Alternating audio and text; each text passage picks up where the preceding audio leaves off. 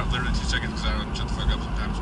I just wanted to touch base on yesterday. One, I wasn't able to get my workout in because my camera was dead when I got to the gym. I forgot to charge it, and not that anybody really needs to. I need to apologize, I guess, but because I did put up a training video, the open mat yesterday at noon. My lovely lady's over here eating pickles on camera, just crunching in my ear, crunching away. But I wanted to apologize for not putting my strength training yesterday. It was a snatch day, 5 sets of 5. Snatch, I did 135 for 5 sets of 5. And I also wanted to touch base on, because my mom had said something to me, and that little kid just hit the button to stop the light. What a little dick. Anyway, my mom had said something to me. She did it again. Hey, kid, stop! Jesus. This kid's hitting, so in Connecticut, I don't know if, because in New York it's a little bit different. In Connecticut, when you hit the button, it stops the light. Like the traffic light will turn red for the crosswalk. So this little kid just hit the crosswalk button, 2 different crosswalk buttons. So that means 2 different times the damn light's gonna turn red. So anyway, we don't have the little guy. He's with Dad today. So it's just me and my lady. But what I was getting at was something my mom had said to me. She said, well, I didn't learn anything from that last.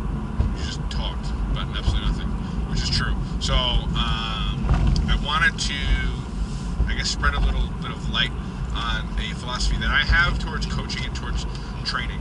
I think it's very important to set goals. I think goals are probably the most important thing an athlete or a person can do, is set a goal towards something and work their hardest to achieve that goal.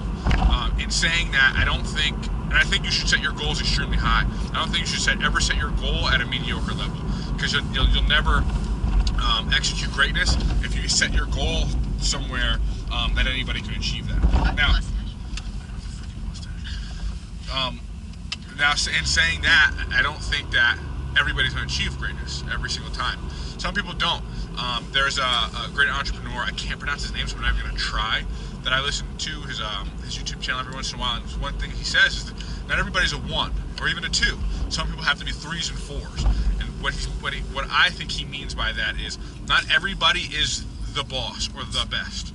There has to be a supporting cast in everything that you do. Whether it's you own a business, you have a team, you're a coach, you're an athlete, there has to be supporting cast. So I think everybody should strive to be 1, but not everybody's going to get there, and I think that's okay. I think that's fine.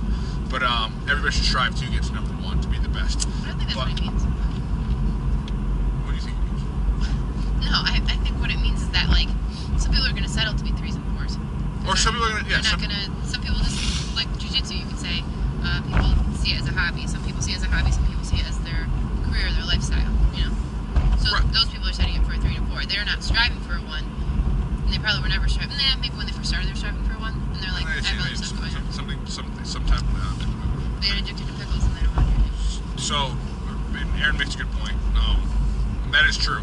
But I mean, so I think that everybody should strive for greatness. But I think that in setting goals and trying to make a goal happen, I think, and Kerry Kolot, a famous wrestling coach, an incredible wrestler, as a coach, he had to learn how to set goals for his athletes. And he says that because when he sets a goal, his mindset is different than everybody else, usually.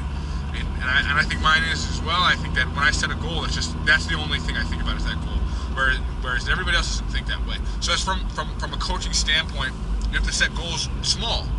You have to set daily goals and set those and try to achieve those goals, and chip away slowly but surely.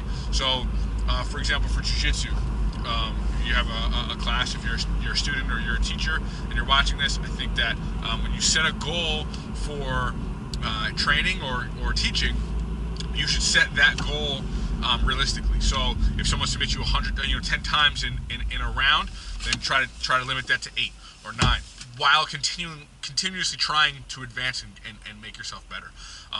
So setting small goals, setting daily and small goals, and I think that applies to anything in life, whether it's jiu-jitsu, wrestling, anything. I think it applies to anything and everything. If you set small daily goals to become the best that you can potentially be. That's called setting a long-term goal, short-term goal. You could do the same thing with jiu-jitsu. You could say for your students or something.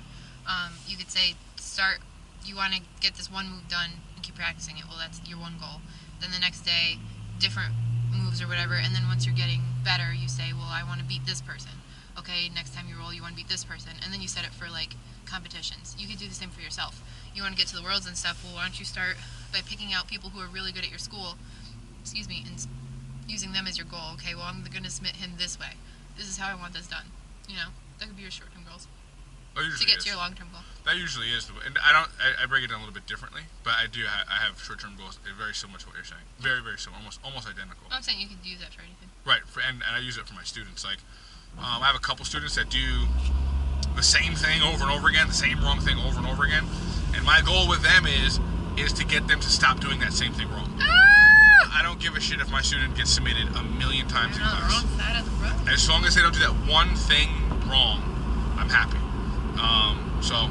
But that's my little tidbit for today. So I hope that you can apply that to, I don't know, something like, I'm going to record when I get to class too. Not me teaching, but me training. So, it's rude. Sorry. She is being rude. But seriously, okay, so I've had a mustache for I would absolutely tell you if you had a mustache. And shave that shit off in your sleep. So mean. But seriously, do it. No, you don't have a No, I said seriously do it. If I do somehow grow a mustache. Alright, I'll wax it. But let me be able to go like this with it first. Wax in your sleep will wake you up. That's how you're gonna wake up. You want to get waxed? No. So, alright, well, we're rambling again. Sorry. So, I'm gonna avoid rambling from now on. My mom kinda was like, what did I learn from that? Made me feel like an idiot, so. Thanks, Mom, for making me feel like an idiot. Hi, Don. She watches every single, I guess, episode that I put up.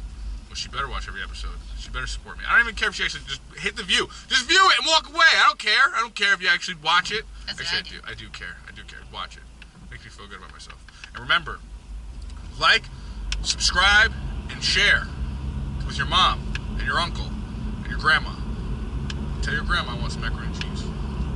What? She sucks at making macaroni and cheese. Who does? What if she does?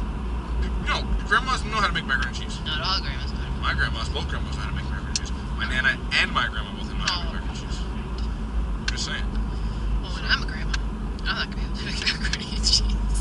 She says that. I make some pizza.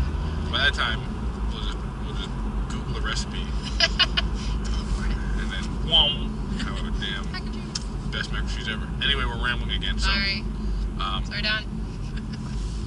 I hope you guys enjoyed this little tidbit, and I hope you guys are all training, and whatever you're doing, weight training, jiu-jitsu, whatever. So just keep training hard. Keep your eyes forward. Always move forward, never backwards. Sound good, guys? Well, it's good training, fellas and ladies and old people all over around the world. They're fellas and ladies too. I know, but they're in a different class, like Jimmy. He's in a different class. Sorry. Jimmy, I hope you watch this. I hope you watch the whole thing. I'm gonna send it to you, so you hear me talking shit about you, motherfucker. All right, love you guys. Love, peace, chicken grease.